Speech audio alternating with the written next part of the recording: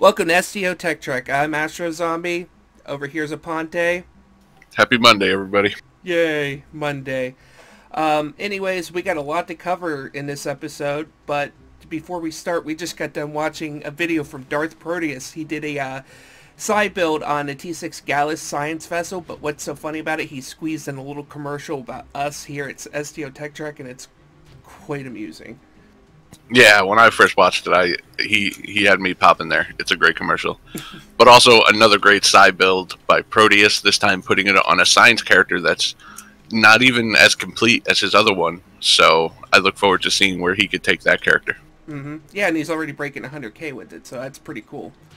Yeah, like, we all kind of have our niches in our build videos and stuff, where Proteus, he just mainly sticks with science.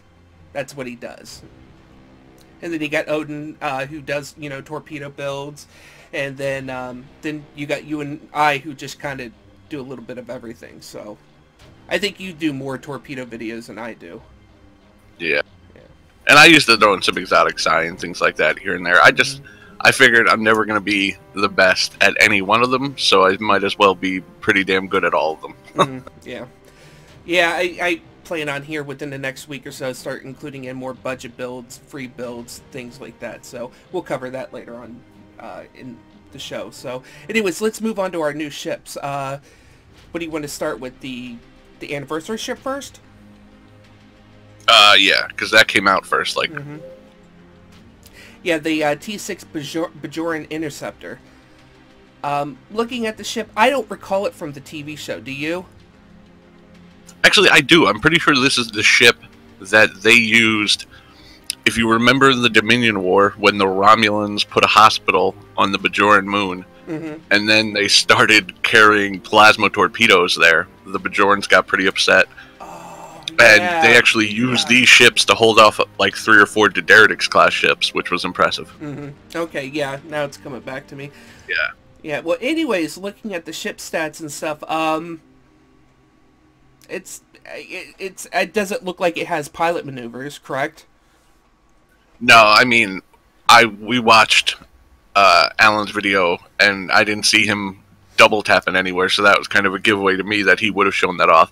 But also, I looked back at some of the other ships that had that had pilot maneuvers, and it said tactical maneuvers on them, and it doesn't say that here anywhere. So I don't believe it is an actual pilot ship. That would have been pretty cool. It still might doubt it, but it'd be pretty cool if it did at that point. This ship, I think, is more geared towards PvP and not PvE so much. Looking at the console and then the ship trait. What is it, the console? Domino? Basically, it's a boost of phaser and accuracy, which accuracy is not going to help you very much in STFs. No.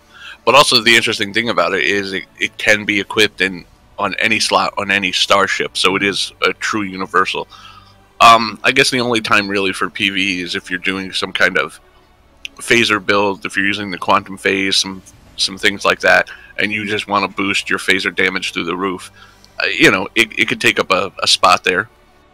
Yeah, I wonder if it's going to be a Cat 1 or Cat 2 bonus to it. Probably just a Cat 1.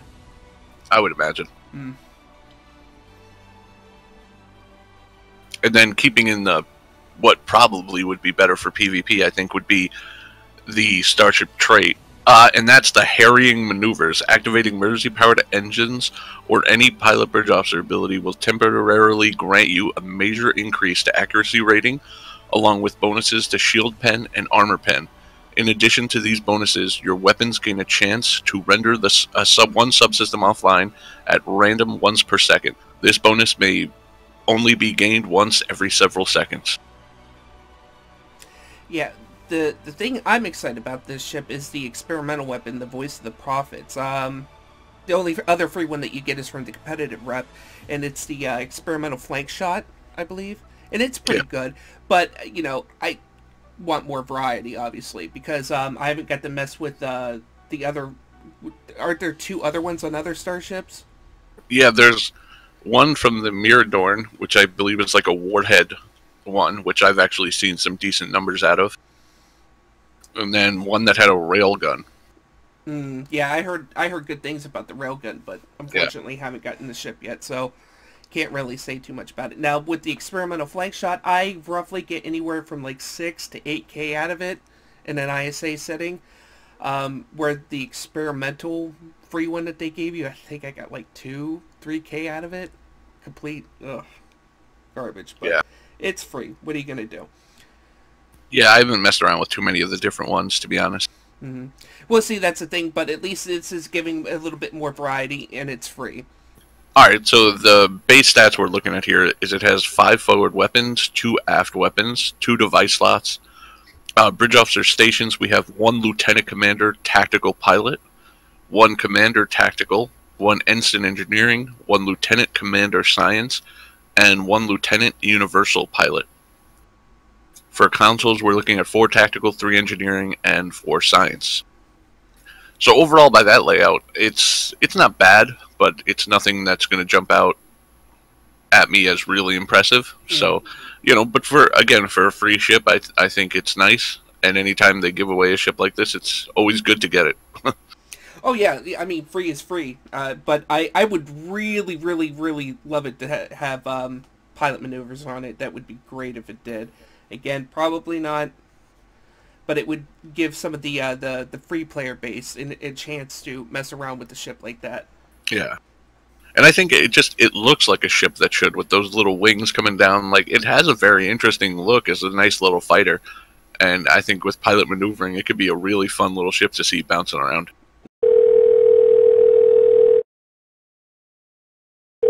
Front desk, how may I help you? Yeah, this is Cleveland here in room 101. Can you please unscramble the adult channel for me? I sure will, sir, and I'll bill your account for $14.99. Have a good night. Oh, yeah. Feels so good. Hey, babe. What the hell are you doing? Oh, shit.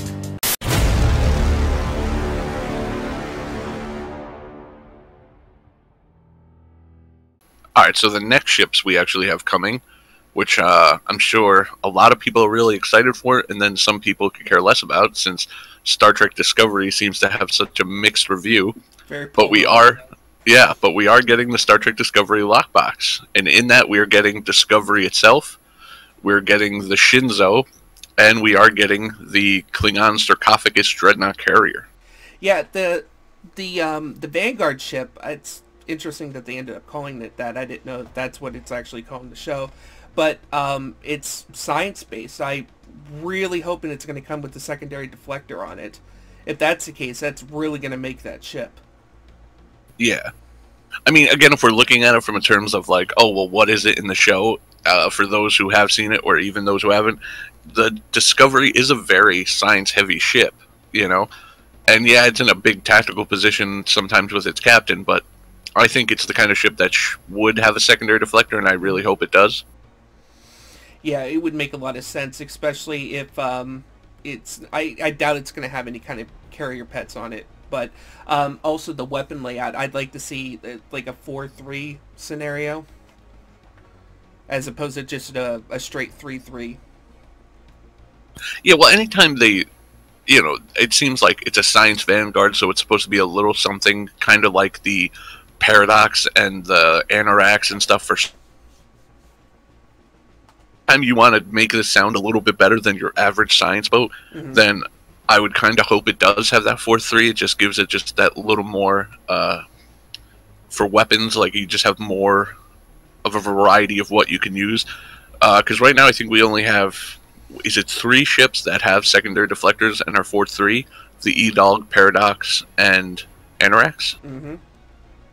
So it would definitely be nice to get another one in there like that. Yeah, I just hope that they, with the turn rate and everything like that, it's increased better, because I know I have a lot of problems with the Anorax and the Paradox. Now the E-Dog not so much, but it's a much squishier ship. See, I hope they really balance it out with the hull and everything. So yeah. So console-wise, what we're getting from the Discovery ship is the Mycelium Ambush, which is a universal console. When this console power is activated, your starship weapons will be temporarily disabled as your ship instantaneously moves forward to a destination some distance from your current position. Upon arrival at your destination, a pulse of energy is discharged, impeding the engines of nearby ships while enhancing your own starship's weapons for a brief period. After a few seconds, multiple payloads of torpedoes are released, and your starship's weapons are briefly disabled again in order to instantaneously move backwards to your original position. Yeah, now again, this is not something I would see you using in an STF or a DPS run. It's more of just a fun type console and or PvP.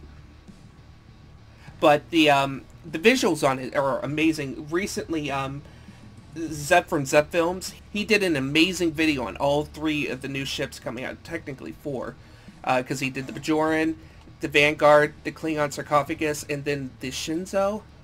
Yeah. Yeah, and he did a wonderful, wonderful job on all 3 of those ships as usual. But anyways, he also did a couple of little joke videos where he took like the Enterprise J, put this console on it, and then he put in the background, do a barrel roll from Star Fox, and you saw it just completely flip and warp out. Quite amusing. Yeah, it reminded me of the shenanigans with the Enterprise J when they had us all running 5 Enterprise Js in different maps, so it's funny to see that everyone wants to see this console on different ships doing the jump. Which also, I guess, leads me to believe that I don't think it's a secret, but it looks like it could be placed on any starship, which is interesting, because I don't actually see that being said here, but obviously if he's putting it on those, then it's another actual universal console. Mm-hmm. Yeah. So you're going to see a lot of people parked in ESD just doing this thing over and over again in every possible ship. Yeah. For your starship trait from this, it's called Black Alert. A temporary adjustment to the spore drive allows temporarily displaced duplicates of your ship to assail to the targeted foe with torpedo spreads for a brief period of time. Initiate this sequence by activating Beam Overload, Cannon Rapid Fire, or any Intel Bridge Officer ability. Now, I wonder if that's going to be sort of like a placate thing, where they lose sight of you and then just can see those ships for a brief bit, or is it just, extra firepower? Yeah. What also, this kind of leads me to believe, again, could be wrong here, but usually when a starship trait is based off of certain abilities, the fact that it says Intel Bridge Officer abilities leads me to believe that this ship will have Intel seating. That right there would be pretty cool. Yeah, which, is always nice, so. Oh yeah, especially with us finding out that OSS isn't a 5-second lockout anymore, so. Yeah, so definitely, something fun to use again and helps out a lot for the build. So I think that kind of seating would be nice. It'd be interesting to see if it only has Intel. Well, again, we don't know for sure, but I would think from the trait. But if it only has that one, or if it's going to go with some kind of other, like some of the ships that have 2 different versions. Because I was thinking it could be temporal operative, but then again, I guess these ships are like the Connie, where they did exist and maybe they're just relaunching them. Mm-hmm. So that would be nice if they put command on there. always for a little side torp. Always command. Always. It's funny because command's utterly useless, really, unless you're running a torpo where it's absolutely necessary. But I still look to always hope that a ship has command on it. Mm-hmm. All right, so up next we have the Sarcophagus Dreadnought Carrier. Now, a few people who have seen Zeth's video where, he just showed this ship off incredibly like others, have been saying, oh, it looks so good. My thing with it, if you mean looks so good as in looks just like the show, then of course the guys knocked it out of the park again. One thing where I think STO in recent years have been really good with their ship designers. These guys have done great jobs. But one thing about Discovery I don't like is everything they've done with the Klingons. So I'm not a big fan of this design.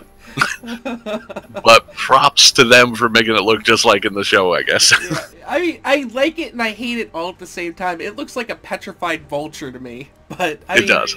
I guess that's what they're kind of going for. I mean, the damn thing's called sarcophagus, for Christ's sake. So yeah.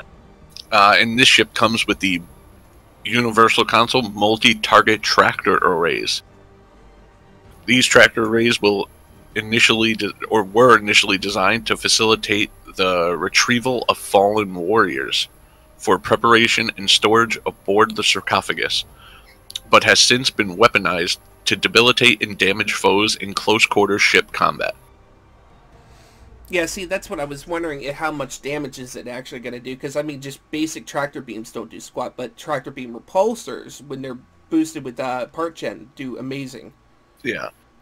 And this also says a total of 12 tractor arrays will be activated by this ability, so that's a lot of tractors. Yeah, if you could boost it with DPG, I mean, like in IS-8, you just float in the center there with the spheres, pop that thing, pull it all in while you're ganking the gateway in the cube. Yeah. We'll see. Yeah, and it doesn't say anything about the pets here, does it? No, I don't see anything. I don't even see a photo of it. I think in Alan's video, there's a brief glimpse of one of the pets in it.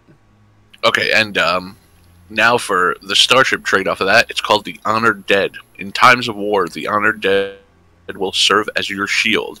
As your hull is depleted in combat, the casualties you suffer will be added to the defensive capabilities of your vessel, resulting in stacking benefits to damage resistance and passive hull regen. Once you reach maximum stacks of this, additional damage will instead grant a small amount of temporary hit points. So the question I have about this one is, originally when Star Trek you actually had a crew complement. Mm-hmm. I would actually understand how this was going to be, gauged, kind of, because it says, as your hull... Okay, so I guess this is just based off of your actual hull being lost, but Mm-hmm. the way it kind of sounded at first was based on the amount of crew you got losing, so... Yeah, we already have a starship trait that's similar to that. As your hull goes down, your resist goes up. What is that, Desperate Repairs? I think so. I don't remember. Yeah. So, I mean, if you're looking for a tank on the KDF side, if that's what you're doing, it could be an interesting one. Yeah, I'm kind of curious to see the actual size of it compared to other ships, so... Alright, so the last one of the new ships coming out is the Walker-class Light Exploration Cruiser. This one is going to be in the low-buy store, and this one is based off of the Shinzo, which is the ship from the original episode. Basically, this gives off like a look of an older version of like a Akira, Mm-hmm. or kind of a Miranda. Yep. It has a few different of those ship styles in mind. I actually think it looks nice, though. I think it's a good little ship. Yeah, it's not bad looking. I think they did pretty well with that. I thought that was going to be the main ship when I first saw Discovery. And then I soon realized after the first couple episodes that they, that ship was bye-bye, and then they were moving on to, the Vanguard ship that we have now. Yeah. But it's very Akira-esque looking. I like it. Yeah. So the universal console of this is the obfuscation screen. This unique suite of sensors screens succeeds in convincing nearby foes that your starship has been disabled, though it comes with the requirement of holding the ship in place and preventing all abilities from being activated. During this period of time, your ship's hull and shields will rapidly replenish. This mode may be disabled voluntarily at any time after a brief activation period, at which point the advantage gained from this ruse is translated into increased damage from all sources. The duration of the ambush bonus is equivalent to the amount of time your ship remained disabled, 20 seconds max. So it's another oh shit button. Gotcha. Yeah. See, again, this is one of those consoles where I can't really see it used in STS for DPS reasons, but maybe in PvP? Yeah. I mean, the increased damage from all sources seems interesting if it's a big amount. If it seems like it's something that we figured out that if you can somehow do it for 5 seconds there, and the damage you get bonused after is really worth something. But obviously, anytime in DPS maps that you are disabled and not shooting, you're losing DPS, so... Mm-hmm. Yeah, even for more than 2-3 seconds. If you're, like when we're trying to shoot over to the right side and you get thrown out of arc, and you get thrown out to where you're not firing for 5 seconds, yeah, it's done, runs over. Yeah. And Starship trait, the last one here for this ship, is the Vulcan Hello. When entering combat, your weapons gain a shield and armor pen bonus, and weapon power drain from energy weapon activation is reduced for a brief duration. Strike first, strike hard, it's only logical. Yeah, again, I don't really foresee taking off something else and putting that on in even a PvP or, you know, STF, anything. Yeah. I mean, the big thing here is that when you go into any of these kind of maps, it's any of the ones where you're really looking to do DPS, any of those kind of parsable maps, you're not leaving red alert. You're never leaving combat. So essentially, you're using a starship trait that will help you for the first, 5 to 10 seconds of a map you're going to be on for 2 minutes. If it's HSE, you're going to be in there for 6, minutes. So it just doesn't seem worth it. Yeah, because the only thing I could sit there and think of it being possible is like in something with a battle cloak. If you're moving left or right real quick, if you can sit there and punch it, do that, and it resets it, maybe. Yeah, it will be interesting to see what resets it, because it could be something that, I mean, it's not giving us all the details, so it could be something where it's like that happens the first time you go into combat, and then it does give you a bonus again a minute later or something like that. But as it reads right now, I don't really see it. Alright, so one of the big things here is, as you've noticed, there is no Romulan ship, because if you watch Discovery, we have not seen the Romulans yet. Oh my god, people are so triggered over that. I know. But, yeah, I mean, it makes sense. There are no Romulans in Discovery yet. I guess they were supposed to just make up a ship and put it out there. I guess. But see, actually, what they did here is pretty cool, though. So, for the first time at the T6 level, anybody who's aligned, so if you are a Romulan who's aligned with the Federation, you will be able to fly both the Discovery and the Walker-class light escort. If you're a Romulan aligned with the Klingon, you'll be able to fly the sarcophagus dreadnought carrier. So Romulans didn't get left out in the cold here. They just didn't get their own version of the new ship. But I think that's actually really cool. Yeah, and then I was reading up on the Shinzo, even though the Romulans on the Klingon side can't get it, they could still purchase the console in the trait from the Lobby store at a discount price. Yeah, similar to what with the NX class, which is really nice that that's the way they've been doing it lately, so nobody's missing out. Yeah, I mean, we have not gotten the rundown yet on all of these ships. The lockbox comes out tomorrow, so I'll be trying to get my hands on the Discovery first, but I'm sure the more details will come out then. But right now, I actually think I'm pretty excited. I don't know if any of them are quite game changers. The Vanguard has a chance to be, I think, for science, but we'll see. But definitely great looking ships, and I think they're going to be interesting and really fun to fly. So a good job here. Proudly brought to you by Data's premium feline nutritional supplements. Upgrade your replicator files now and show how much you think your cat is. He's a pretty cat. And a good cat. Find out more at dataspurringpussy.elcars.com.net. Yeah, so the anniversary event obviously is where we're getting the Bajoran Interceptor from. And every year when this comes around, so comes the Omega event, so that we can start picking up those particles. Now, I know grinding isn't everybody's favorite thing to do, but this event, I always tell people, is very worth it, because these Omega event upgrades are really, really awesome. Now, I know we have the Phoenix upgrades, which are great, but see, the two of these work well in conjunction, actually. So when you're using the Phoenix upgrade, you're going to get 51,000 tech points per upgrade with no dilithium cost, and you're going to get the normal quality improvement chance. So if you're trying to take something that is ultra rare and you're just trying to get it from Mark 12 to 14, the Phoenix upgrades are your best way to go. If you're trying to get something that is already Mark 14, but it's very rare, and you want to get it to ultra rare and then also to epic, the Omega is your best bet, because the Omega gives you 25,000 tech points per upgrade, which is, you know, half as much, but it's going to give you 4 times quality improvement chance. So, you know, obviously you're going to have 4 times greater chance to go from purple to ultra rare or ultra rare to epic. So, you know, I'm not sure I'd say one is better than the other, but both are really good when used in the right position. Yeah, and also, if you're not into these for upgrades, still gather the components and sell them throughout the year. You know, that's a good way to make money. Yeah, and believe me, they sell throughout the year. I'm one of the people who buy them throughout the year, so this is definitely something that, you know, probably right off the bat, they won't be expensive because everybody will have some and be looking to sell them. But, you know, if you put a little grinding in now, and in a month or so, you'll be able to make some good money off of these. So, All right. So here in the next few weeks, what do you plan on doing, Aponte, with your builds and your channel?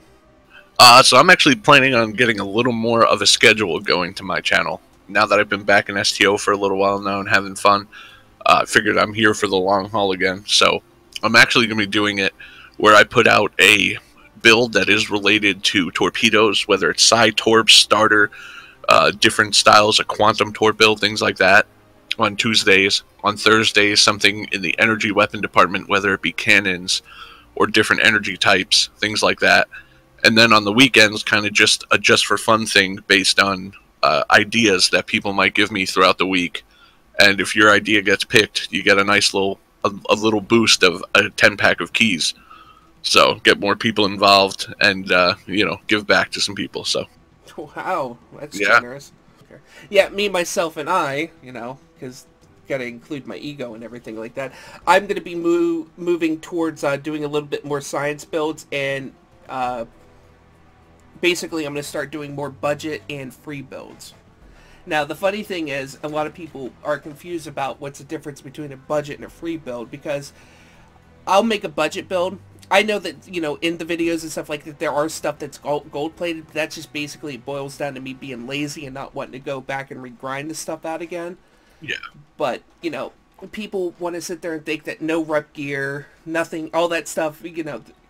Basically, I want to talk about the difference between a free build and a budget build. A free build is basically, as you're going through the missions, you're just picking up stuff from the mission rewards. That stuff's free. That stuff is what you put on a ship, and that's what's considered a free build. A budget build is you're gonna be grinding a little bit more time, upgrading some stuff, maybe purchasing some lobby stuff, maybe buy yourself a new starship from the Zen store, that sort of thing. But it's not something that's gonna break the bank. Like, I mean, Aponte, what do you think's like a good EC number for a budget build? I mean, see, it always be, and I remember I used to get crap from both sides that my budget builds were a little too expensive, and then I'd also get crap from people that, well, what if my budget's higher than this or that? So there's no real easy way to win there. But with a budget build, the way I used to try to do it, I'd say it would cost no more than, you know, 5 or 6 mil EC, and probably have 3 or 4 rep or fleet gear and rep gear mixed in. Mm-hmm. You know, so you know, but is 10 mil that much? I mean, because to be honest, there are a lot of ways, and maybe a lot of people don't know them, but there are some easy ways to really make EC in this game. Well, yeah, I mean, how I make my money and stuff, I have 6 tunes that I go through and do 8k dill a day on, and then I have like another 5 tunes that I do in a pinch if I have to. I'll do contraband on. So I'm roughly getting about, you know, 50,000 dill a day, roughly, right around there. Yeah. You know, you do that 4 or 5 times a week. Within a month, you have enough dill to either convert it over to keys to sell, upgrade stuff, buy a new ship. You know, you just got to put in the time. Yeah. And roughly, for each tune for me to do that on, because I do 3 red alerts, 1 Borg STF, 1 crystalline entity, and then I do a Japori. That roughly takes me about 15 minutes per tune to do. Yeah, I mean, that's the thing that, you know, if you were to go after our main builds, then the amount of grinding would be a lot, and it would take a long period of time. But, you know, you can't get mad that there's a little bit of grinding, because that's just how these games go. Now, can you put together a free build that will still get you to where you need to go? Absolutely, but there definitely is a difference between a quote-unquote budget build and versus a free build versus an endgame build. Yeah, and I'm not a big advocate of just, I will put out a few free builds and stuff like that, but I'm not a huge person where that's it. That's all you have to do. Because these are the people that end up going into advanced and elite STFs and just ruining it for the rest of the team. Yeah, and I mean, listen, I you know, if this comes across as like being a jerk or elitist, You know, I'm not even that damn good at the game where I could be that big, you know, big of an elitist if I wanted to. But, you know, if you don't care at all about what kind of numbers you're putting out or what's on your ship, and you're just there to be immersed in the missions and things like that, that's fine. Like, play the game for how you have fun with it. Mm-hmm. But there is a normal level difficulty. And if you're just playing for the immersion part of it, then who cares? Now, I'm not saying you need to do 70, 80k, breaking 100 to go into advanced. Absolutely not. But you have to be able to get to, like, maybe 15, 20k and just have a bit of an idea of how the run should go and be willing to just try to get a little bit better. I mean, just see where you're at kind of thing. If you go in there with, like, 2k damage, you know, it's really not helping or fair to the team. Well, see, that's another thing. Like, people, they need to start learning how to activate abilities properly. Key binding, you know, just small little stupid things that you could do that take very little time and will increase your DPS by 50% or more. Absolutely. That is the biggest part. And that's why when people ask this question about, you know, well, what ships do I need to get better, this and that, I always tell them the most important thing is piloting. And within piloting is not just flying your ship, that's a part of it, but it's activation of bridge officer abilities. You know, chaining tactical team, attack pattern, beta, and chemosite and emergency powered weapons before your fire at will. Just little things like that will up your DPS an incredible amount. And now this is a little more min-maxy of what I'm trying to say here, because you can have one of the budget builds or, you know, the quote-unquote free builds, and if you're piloting it right and working with it enough, you could take it into any STF and do what you need to do. But if you're really trying to push it to the next limit, different builds for different STFs is a big thing. Now, with HSE and ISA, they could be quite similar at times. The last meta, both styles were pretty much the same. There were minute changes. But nowadays, it seems like with HSE, where it's cannon rapid fire, torpedo builds with high yield, and science pure exotic builds that are really atop that board. Whereas with ISA, you know, you've seen some of the rapid fire guys up there. Science is where it is, but it's more of that hybrid right now with the Nausicaa torp and beams. Whereas if you go into CCA with that kind of build, I mean, you could probably do decent, but you've gone into those runs where you see it get finished in 20 seconds. That's because somebody's running a build that is designed specifically for that, where they're using high part gens with isometric charge and subspace vortex and gravity well. You know, so there's all kinds of different builds that are built specifically for these different STFs. And yeah, and then also, not everything has to be on the DPS side. I mean, recently we've been running with more and more aggro tanks, especially like in HSC, you need probably one major aggro tank and maybe a second off tank. Yeah. And then with some of the builds that we're running in ISA, we use a tank as well. I mean, yeah, it's definitely at the point now where I wouldn't want to take my main DPS boat in there and take in 80% of the attacks like we would with the feedback pulse build. So yeah, it's that's the thing I would like to see a lot more of. But something that you and I were discussing not too long ago is dedicated healers. Yeah, you know, to be honest, I think that's kind of, you know, if you're putting together the perfect run, that could be the new thing. Is, you know, you have two guys who are pushing the numbers to speed up the run. And then instead of necessarily an aggro tank, because there still are things that are helping us based on our attacks in and whatnot, like redirecting arrays, which are going to boost our fire will and stuff. So, you know, if the two DPS guys can still take in a fair amount, and there's guys in there healing, then, you know, that could work out more so than, say, an aggro tank who's going to take in 60 to 70% of the attacks. I mean, and one of the things is, like, with our group that we play with, it's never just, oh, there's a guy who's the tank and he's always the tank, or there's a guy who's the crowd control, he's always like, no, we all have these different builds. We all have different characters who could do them, and we always switch off for each other to help out. So it's not one person getting stuck in a role. It's everybody taking turns being the tank or, you know, being the debuffer, the healer, the crowd control. And to be honest, I have fun doing all the different roles. It keeps it fresh, so.